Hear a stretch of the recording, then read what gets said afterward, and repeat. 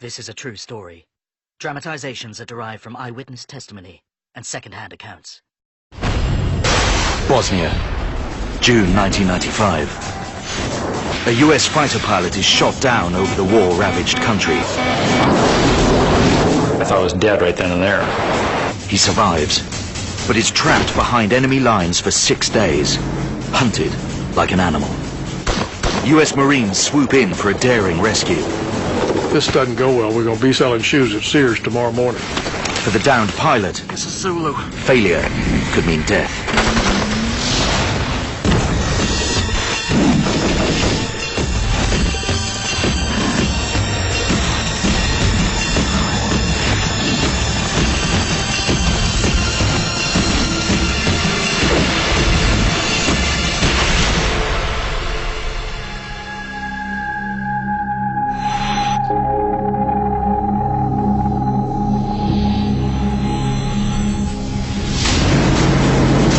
Starving, cold and alone, Scott O'Grady's life depends on one thing: his ability to remain absolutely still.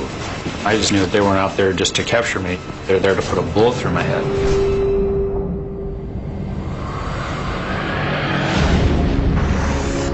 Yugoslavia is being ripped apart by a vicious civil war. Ancient grievances explode in brutal bloodshed. In the state of Bosnia, rival factions battle for supremacy. The Serbs are winning, ruthlessly killing hundreds of thousands of Muslims. A genocide the media call ethnic cleansing. Armed Serb militias roam the countryside looking for victims. The region is in a state of complete lawlessness. In a village in northern Italy, 29-year-old US Air Force Captain Scott O'Grady gets ready for work. O'Grady is part of a multinational United Nations peacekeeping force that is trying to stop the massacre. His job is to help enforce a ban of all non-NATO military flights over Bosnia to prevent the warring factions from bombing each other. The Bosnian skies are now a no-fly zone. We were there solely trying to prevent the civilian populace from being decimated. O'Grady's friend, Captain Bob Wright, will lead today's two-plane patrol. Their planning is meticulous, and with good reason. The Serbs have deadly surface-to-air missiles. They did periodically fire upon us, and so we spent a little extra time on procedures in case someone actually got shot down. Tensions have recently escalated between NATO forces and the Bosnian Serbs. Serb ground forces have attacked UN safe havens for Muslims.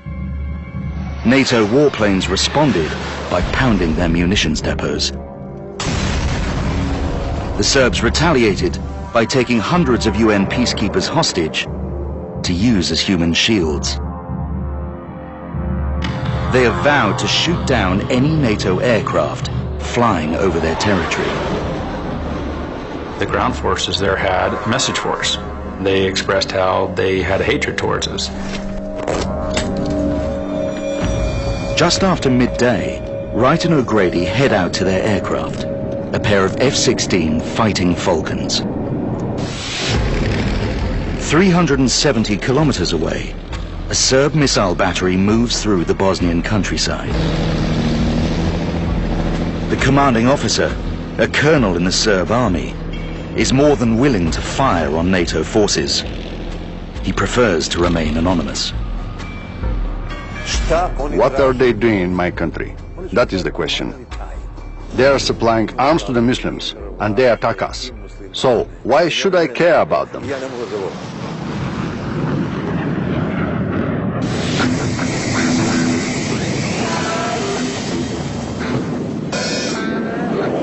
At 1:15 p.m., Wright and O'Grady take off. They head out over the Adriatic at over 500 kilometers per hour. 30 minutes later, they fly into Bosnian airspace. At 8,000 meters, they set up an oval orbit to police the dangerous Bosnian skies. Each side of the circuit is 40 kilometers long A lap takes about 8 minutes to complete. They will fly this orbit for 2.5 hours. Any violator of the no-fly ban takes his life in his hands. 4 Serb bombers defying the order have already been shot down by the fearsome F-16s. The F-16 is extremely sophisticated. It's highly maneuverable and very fast, with a top speed of Mach 2, over 2,000 kilometers per hour. A powerful onboard computer helps fly the plane, so pilots can concentrate on their main job. What you really are is a weapons platform. The F-16 carries a 6-barreled 20mm cannon and a range of missiles, rockets and bombs. It also has a sophisticated defensive system. An electronic countermeasures unit can detect if the plane is being tracked by radar.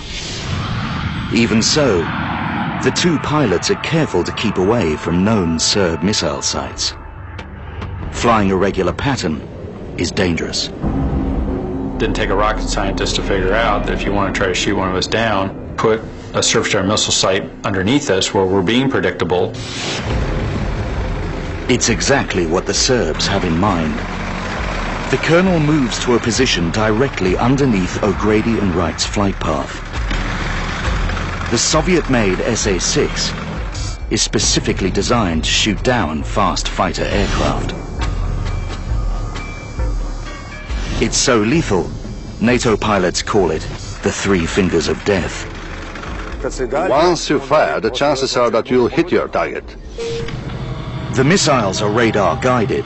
They follow a beam powerful enough to detect aircraft up to 75 kilometers away, at altitudes up to 10,000 meters. The colonel switches it on. At 2:50 p.m., Bob Wright's radar alarm goes off. His instruments tell him it's an SA-6. Wright's call sign is Basher 5-1. He radios O'Grady. Basher 5-1, Bud 6 bearing 090. That means I had an SA-6 off to my east. Basher 5-3, make it. I report back to him that I don't have an indication of a threat. Then, the radar signal disappears. Wright contacts NATO's airborne early warning system to check if they can detect an SA-6 in the area. And they said that right now they had no indications. It must be a false alarm. The pilots continue their patrol. 8,000 meters below them, with that brief burst of radar, the Serb commander has begun a deadly game. He knows the fighter planes can detect his radar. If he switches it on for too long, the pilots will locate him and take him out. We would be killed, and our weapons would have been destroyed.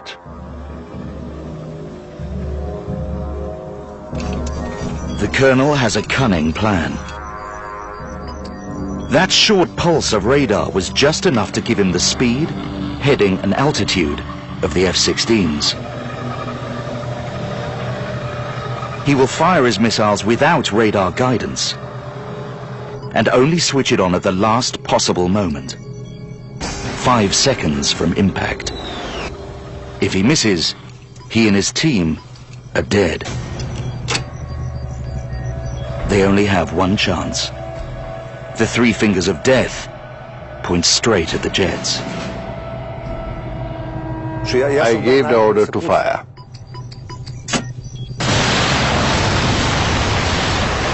The SA-6 missile is armed with a high explosive warhead designed to fragment on impact and totally destroy the target.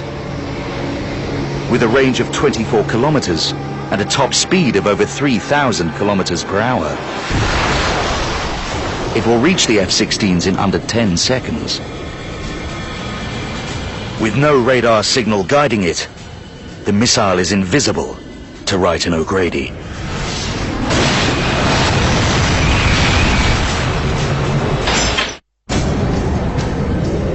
Two NATO jets police the skies over Bosnia. They have been targeted by a Serb missile battery. The Serb commander feels justified in shooting them down. They provoked us. They bombed us.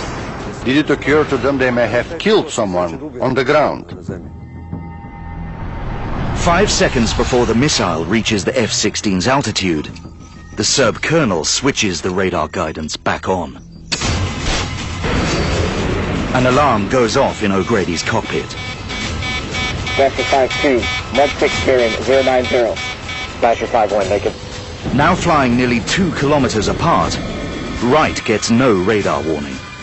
Could it be another false alarm?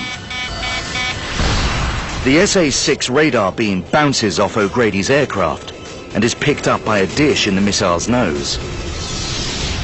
The reflected beam guides it towards its target. A louder alarm goes off in O'Grady's headset. Wright sees the missile breaking through the clouds, heading for O'Grady. Smasher 5-1, missiles in the air, missiles in the air. I called missiles in the air and then break. But O'Grady doesn't hear him. The missile explodes between the two planes. But another missile is already on its way. Counter, counter, counter. O'Grady has no time to react. Counter. My thumb didn't even get to the decoy button before the missile impacted. I thought it was dead right then and there. The plane breaks apart and plunges out of the sky. Wright loses sight of O'Grady's cockpit. Smasher 5-2 has been hit. I never saw him eject. I never saw him in a parachute. Inside the tumbling cockpit, O'Grady's training kicks in. You just have to automatically know what to do right then and there, or you will die. He reaches for the eject handle. Milliseconds later, an explosive catapult fires the ejection seat out of the aircraft. O'Grady plummets towards the Earth at over 190 kilometers per hour. He is lucky to be alive, but he knows he's not out of danger yet. What's to say that the parachute hadn't been burned or damaged? It's my fault of my death. He pulls the cord. To his relief, the parachute works perfectly. At around 4,000 meters, the ejection seat automatically drops away, leaving O'Grady with a survival kit, drinking water, a first aid kit, and a 9mm pistol. Serbs patrolling the nearby area see O'Grady's parachute. They know he has a long way to fall. They have plenty of time to get to him. O'Grady is falling into densely forested hills approximately 45 kilometers southwest of Banja Luka, a Serb stronghold. The army instructs local police forces to find him. They send out 2 search parties. One is moving southwest from Banja Luka. The other is moving northwest from Sarajevo. Their commanding officer is Milutin Plijevalcic, a major in the Bosnian Serb police force. I was in charge of 120 policemen and 60 paramilitary units.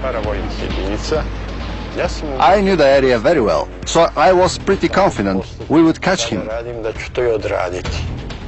As the ground looms closer, O'Grady's pulse quickens. A group of armed men are waiting for him. It was very obvious to me that they were there to try to capture me. And I knew that I'm not going to have much time to be able to escape as soon as I hit the ground. He is heading straight at them, but a gust of wind carries him out of their reach. 25 minutes after ejecting, O'Grady lands in the wooded hills of northwest Bosnia. He is deep inside Serb territory. Gunmen are racing towards him. If they catch him, his chances of survival could be slim. They'll just as much kill you and blame it on the other side. And I didn't want to be a part of any propaganda, dead or alive. He must get away, fast. The gang of Serb gunmen are closing in. Their prey is running south, away from the road. But after less than 200 meters, O'Grady suddenly stops. The situation came down on top of you like a weight, and you realize that the best thing to do is not to run. The best thing to do is you need to find a hiding spot. His heart is pounding. He's jolted by a horrifying thought. He's left his backup radio and half his water rations at the landing site. It could be a fatal mistake.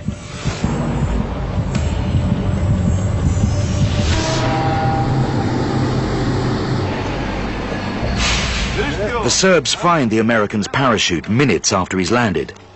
He can't be far away. The area is full of mountains and woods. I know it very well. Hiding out less than 200 meters away, O'Grady tries to contact Wright. He uses their squadron nicknames. Hey, Wilbur, this is Zulu. But all he hears is static. Hey, Wilbur, this is Zulu. Wright must be out of range, on his way back to base. He's alone, but not for long. 1,500 kilometers away, Admiral Leighton Smith, Commander-in-Chief of NATO forces in southern Europe, learns that a NATO pilot has been shot down. When a coalition pilot goes down, everything else comes to a screeching halt. I have the authority to do whatever I have to do to get them back, and that includes the use of force. The Bosnian skies are now too dangerous for regular patrols. The Admiral moves the circuits out to sea, about 100 kilometers from the coast. NATO pilots can monitor the no-fly zone on radar while checking for radio signals from O'Grady. The likelihood of survival was very low, but there was no guarantee that the pilot was dead. The Admiral orders an assault ship, the USS Kearsarge, to position itself near the coast. On board is a team of elite US Marines, specialists in rescue operations. Colonel Martin Berndt, the team's commanding officer, puts them on 24-hour standby. It was kind of like, okay, this is why we're here. Let's start getting ready. The Serbs are closing in on O'Grady. Only 5 meters away, he gets a close look at his pursuers. They were like paramilitary. They're less trained than regular soldiers are, but usually they're more violent. When I heard their gunshots, I just knew that they weren't out there just to capture me. They're there to put a bullet through my head. The paramilitaries don't obey military protocol. They do the dirty work for the Serb command. The paramilitary forces were not honorable soldiers. Their main aim was to destroy as much of the enemy as they could, and to steal and to plunder.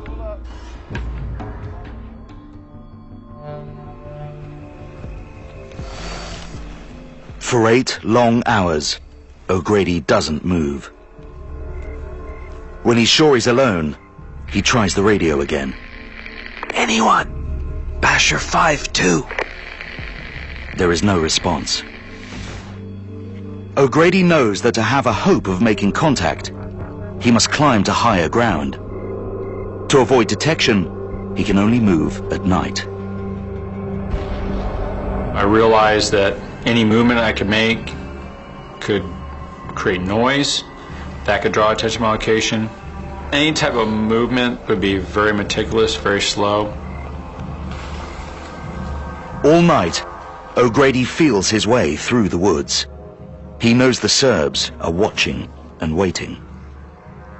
We took advantage of the nighttime for listening to and observing the territory, just in case there was a flicker of light or any sort of signal that we could intercept. The next day, the Serb leadership issues an order that makes O'Grady's situation even worse. We received the order that the army should stop searching for the pilot, so we wouldn't be considered guilty of his murder when he was captured by the paramilitaries. The hunt for the downed pilot is left to the Serbian police, the paramilitaries, and anyone with a gun. Although the terrain was under our control, there were many other groups circulating around. Criminals operating outside the sphere of the state's institutions, and absolutely everyone had weapons. Znaš koliko ja sam platio kafu sinoć? Joj. Stvarno? Stvarno? Ma idi, brate, ne znam. Ne znaš ništa, bre, je ovaj kurac. Si vidio Baju? Stvarno? Stvarno? Ma idi, brate, ne znam.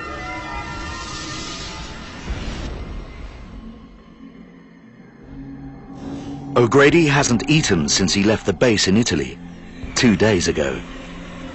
Now he faces a new threat, hunger. I really didn't start to feel, hungry till after 2 days on the ground. There are no wild berries or fruit. In survival training, he ate leaves. He runs through the edibility test. Rub the plant on the outside of your lip, then on the inside. Then hold it in your mouth for 5 minutes, then swallow. At the first unpleasant symptom, send it back. He suffers no ill effects, so he tries some more. They were just very dry and very bitter, and the grass was very coarse with fiber. He cannot survive on leaves and grass alone, and digestion uses up water. He's down to his last 3 packs. He knows he's running out of time. I was dehydrated through the survival situation of consistently being awake, never slept at night, took a 20-minute nap during the daylight hours. My heart's racing like I'm running a marathon. Your body's exerting a greater amount of energy when you're cold and you're wet and you're shivering, trying to stay warm. That night, O'Grady finally reaches a hill. To get to the top, he must move across open ground, making himself an easy target. But he can't wait any longer. He has no choice but to take the risk. On the 4th day of combing the area, the Serbs think they've picked up O'Grady's trail. We came across numerous signs in the woods, which indicated to us the presence of someone who was not from our own forces.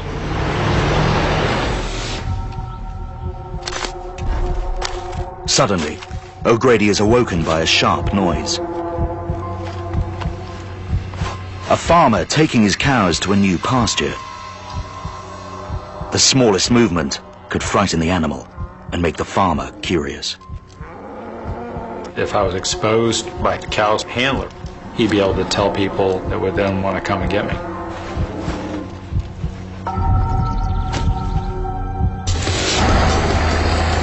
"370 kilometers away, pilots at the Aviano base are not sure if O'Grady is alive.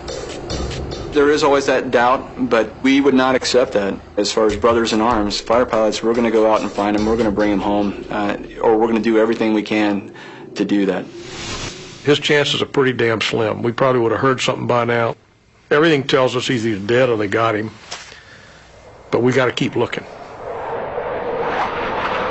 NATO jets with radar jamming equipment continue to fly over Bosnia, listening for any signal from the downed pilot. O'Grady hears a jet overhead. He tries to make contact. But the jet is flying fast and high. It's soon out of range. O'Grady drinks his last water pack. Now, his situation is desperate.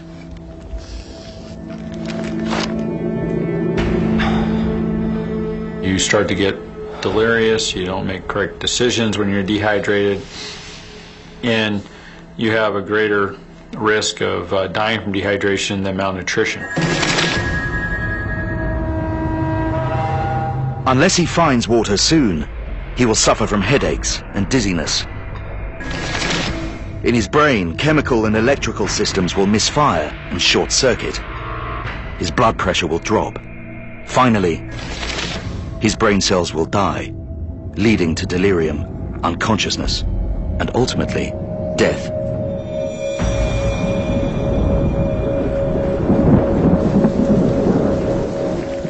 Early that evening, O'Grady's prayers are answered. He stores what he can, but it's only a temporary fix.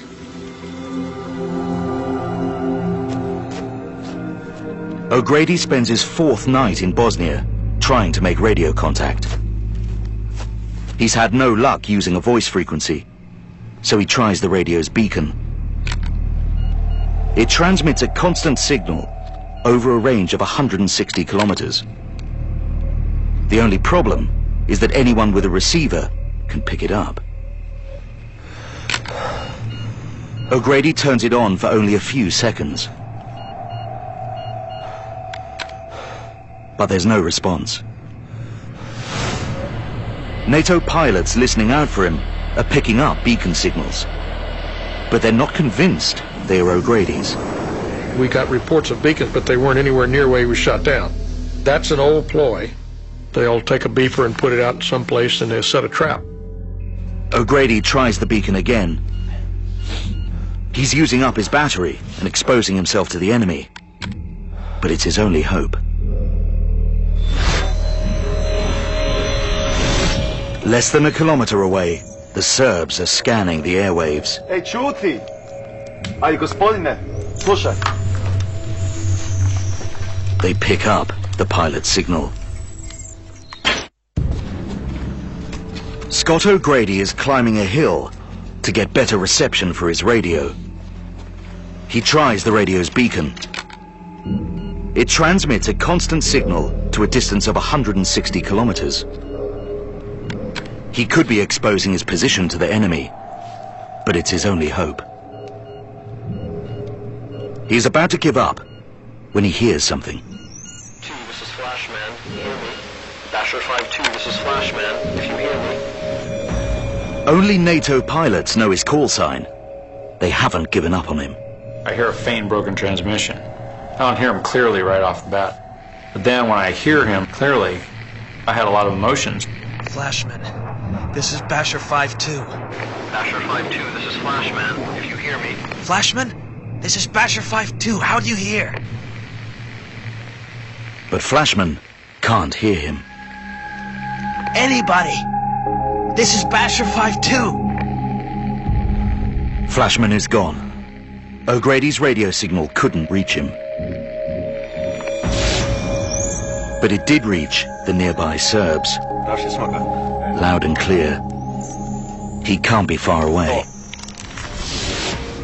On the other side of the hill, O'Grady feels a renewed optimism after hearing Flashman.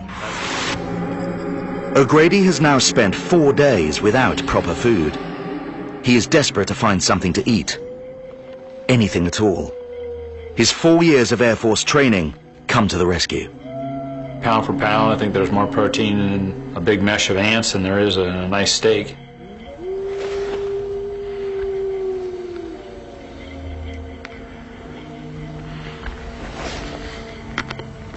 The ants are crunchy and they're sour. After dark, O'Grady prepares to move out. He must reach the top of the hill soon to make contact with NATO planes. The Serbs can't be far away.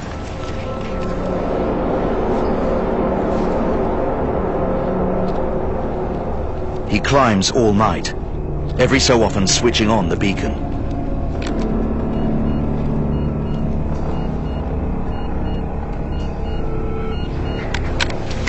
But there's no one out there.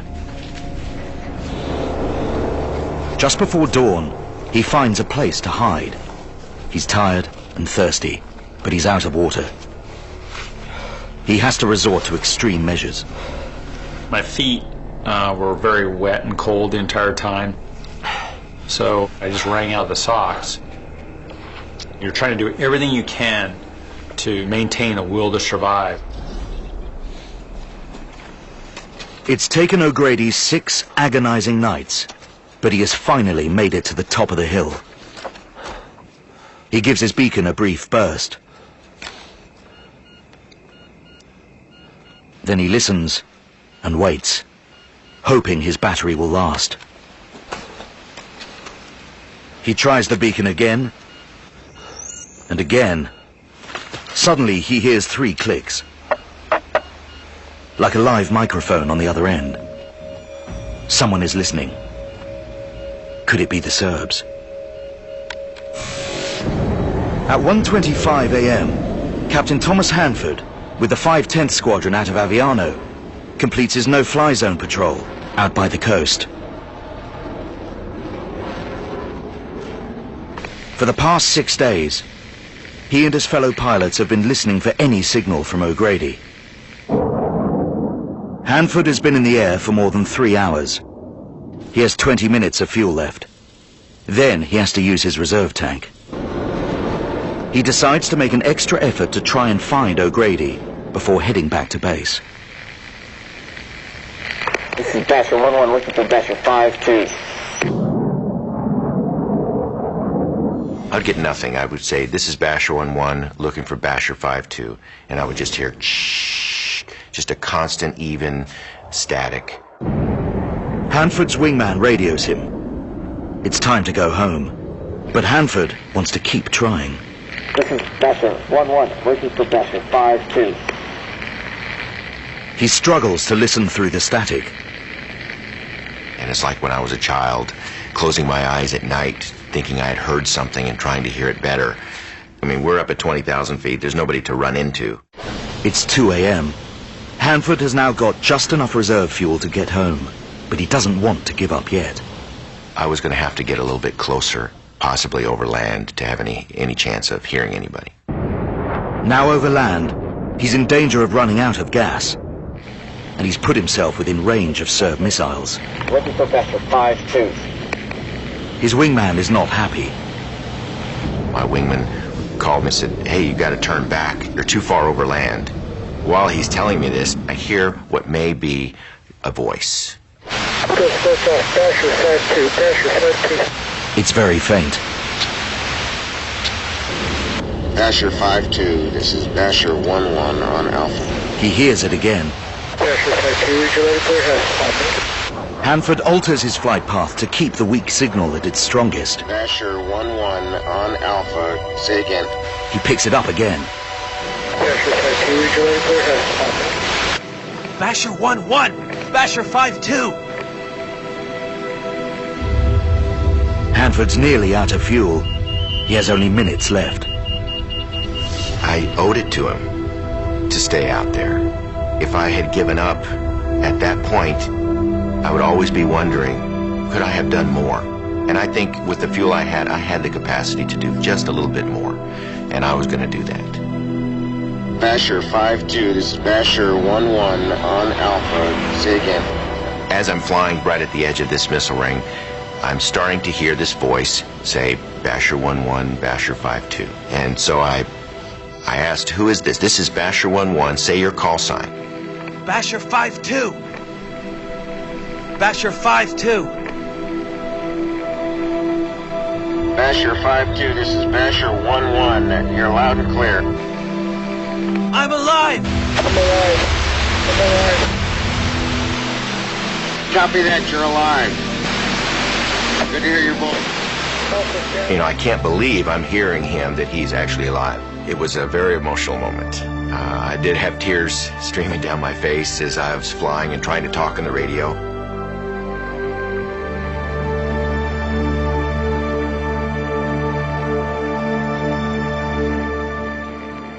You wanted to laugh, you wanted to scream, you wanted to cry, you wanted to jump for joy. It was kind of like another chance of rebirth and a shot at life.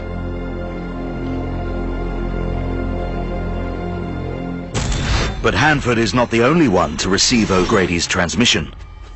The Serbs have worked out his position. They must get to him before the Americans. Minutes later, in London, Admiral Smith is woken up by a phone call. Admiral Smith. My first thought was, man, you don't ever get any good news at 1:37 in the morning. Mike. His friend and colleague, General Mike Ryan, commander of NATO's Air Force in southern Europe, gives Smith the news about O'Grady. Without either of us either twitching or anything, we said we're going to go get him. Marty? Both commanders want to initiate an immediate rescue. But there's one big problem. The fighter jets they need to protect the mission from ground attack As soon as possible. are not available till morning. It takes time to gather the squadron and prepare the aircraft. It became apparent that we weren't going to be able to get in under cover of darkness. And that's a big deal. Huge deal. 45 minutes after making contact with O'Grady, Hanford comes back on the radio. He's refueled and flown back out to give O'Grady the news. He might have to wait another day. I wasn't happy with that, and I told them that I wanted to get out of there immediately. Hanford stays out to keep O'Grady company. I could tell he was very anxious and very eager to get out and very scared. You know, it was all I could do to say, hey, they're going to get you. Just hang in there. The whole world is behind you. O'Grady knows the Serbs probably picked up his beacon and are racing towards him. He may only have minutes left. The Serb army are aware of the rescue plan. When he contacted his people, we knew about it. What was going on was known about in seconds. Okay, here's the situation. We can get the fixed-wing air cover. Admiral Smith knows that O'Grady's situation is dire. It's your call. He's in the middle of a war zone, with hundreds of armed men searching for him. He also knows that the Serb army controls the area, and they have heavy anti-aircraft weapons. If we didn't go that night, we would lose the element of surprise, and that would put everybody, including O'Grady, at greater risk. Admiral Smith calls Colonel Burnt, the commanding officer of the Marines rescue team. He gives him a stark choice. Go now in darkness without the air support, or in broad daylight with it. The principal factor was we didn't want to put our young men at risk without being assured that everything that we could possibly have at our disposal was. Colonel Burnt chooses to wait for the fighter jets and go in daylight. I said, okay, Marty, you're a go. 1 minute before sunrise, the rescue mission lifts off. 2 Super Stallion helicopters carrying 43 Marines are followed by 2 Cobra gunships and 4 Harrier jump jets. They are backed up by about 40 heavily armed aircraft. O'Grady hears his radio crackle. It's Hanford. I said, they're coming to get you. Now all O'Grady can do is wait and hope. Daylight makes the mission much more dangerous. The Bosnian countryside is crawling with anti-aircraft weapons. Slow-moving helicopters are an easy target. Was it risky? Yes, it definitely was risky. Could you lose an airplane with 15, 20 Marines aboard? Yes, you could. After I gave him the order to go, I called up Mike Ryan. I said, Mikey, you know, if this doesn't go well, we're going to both be selling shoes at Sears tomorrow morning. O'Grady is worried. He knows his rescuers will be an easy target. In the attempt of rescuing me, I didn't want anybody to get hurt. Just over 10 minutes after leaving the ship, the rescue team enters Bosnian airspace. Their flight path is outside the reach of known Serb missile sites. It will take them nearly an hour to reach O'Grady. They don't know what forces are moving in to meet them. Colonel Burnt is on full alert for any sign of hostile forces. Because it was so early, we were kind of hoping that some of the people that would want to do us harm may have been hungover from a rough night the night before. I had given him the authority to do whatever he needed to do. Between Marty and me, that means if anybody tries to stop you, kill them. 2 F-18s are the first to reach O'Grady. They make radio contact to confirm his position. Mark! O'Grady's survival vest contains a global positioning system. It can calculate his location to within 30 meters. He gives them his coordinates. The rescue helicopters are just minutes away. The Serbs know they're coming. The army had a radar system. It would have been impossible for any aircraft to have flown into the area unnoticed. They prepare to battle the Marines.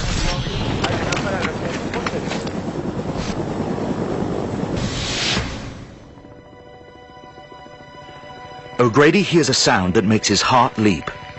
It's the Marine helicopters. Longitude 3009, longitude 3009. He radios his position. I look up and I see a United States Marine Corps helicopter cresting over the horizon in hostile territory to save my life. And I'm a patriot, but never have I been more proud to be an American than that moment.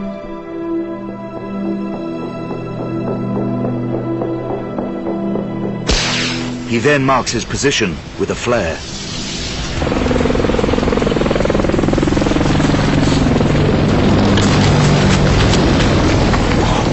I had a boonie hat in my survival kit. As I come out of the woods, Marines that are there to rescue me, they got to be thinking nobody would be stupid enough to be wearing an orange hat in a war zone other than the downed American. The Serb radar operators have notified all forces near the Marines' flight path. The paramilitaries get into position and wait. After 6 days behind enemy lines, pilot Scott O'Grady is about to be rescued by the US Marines. He's exhausted, starving, and desperate.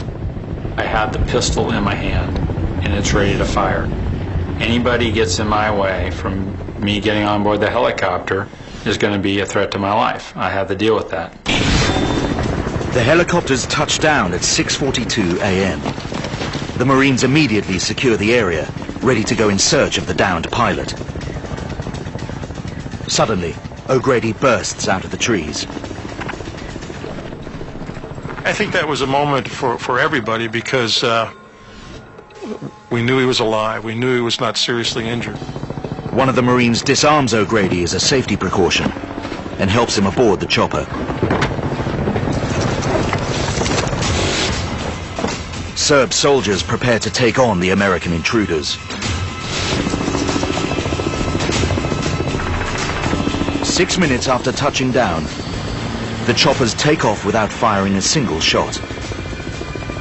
The news reaches Admiral Smith. It's unbelievable that it's happening, and I shouldn't be impatient. I just wanted information. And then the first piece of information I got that was really serious was pickup. Ah.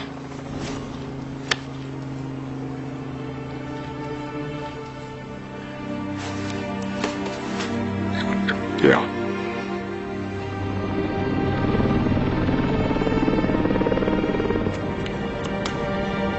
"5 days and 15 hours after landing behind enemy lines in Bosnia, O'Grady is on his way home. But heavily armed Serb forces, military and paramilitary, have tracked the helicopters and await them on their way out. O'Grady and his rescuers are only 5 minutes from leaving Bosnian airspace when the sky explodes. Artillery shells burst all around them. Shoulder-fired missiles whistle past. The pilots fly as low and as fast as they can, swerving and diving to avoid being hit. But against the clear sky, they are easy targets. O'Grady's worst fears are coming true. All these men could die on his account. The Serbs' final assault comes from the muzzles of paramilitary machine guns. Their bullets rip holes in the helicopters and tear through the cabins. A round hits one of the Marines, but it's stopped by his canteen. The helicopters return fire, but the enemy is well hidden. A round pierces the main rotor. Another hits the tail blades. The rotors are losing pressure. Another round takes out their communications.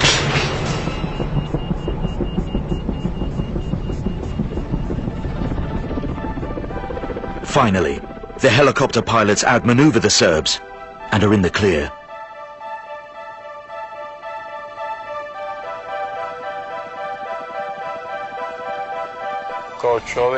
As a man, I am glad in a way he was rescued.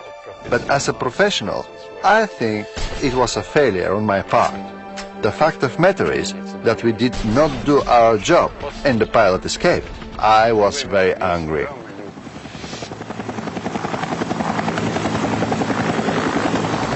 At 7:29 a.m., the rescue team touched down on the Kearsarge. TV crews are there to record the moment. Captain Scott O'Grady is finally home. He's given a hero's welcome. We share the relief of his family, his friends, and his loved ones that he is now safe and sound. I can tell you that he's now on a United States aircraft carrier, and we're looking forward to having him back home on American soil. Scott O'Grady's experience in Bosnia leads him to reevaluate his life. The three things that sustained me through the experience, my deep faith in God, the love of my family, and the love I have for my country, are also the three things I find the greatest happiness and joy in life as well. O'Grady's experience in Bosnia also makes NATO reevaluate some of its procedures and systems. But sophisticated technology is not everything. Scott O'Grady's extraordinary survival behind enemy lines was the result of sheer bravery and determination.